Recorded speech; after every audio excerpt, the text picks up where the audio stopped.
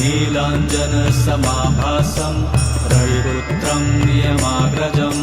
छायामार्तण्डसम्भुतं तं नमामि शनैश्चरम् नीलाञ्जनसमाभासं रविपुत्रं नियमाग्रजं छायामार्तण्डसम्भुतं तं नमामि शनैश्चरम् नीलाञ्जनसमाभासं रविपुत्रं नियमाग्रजं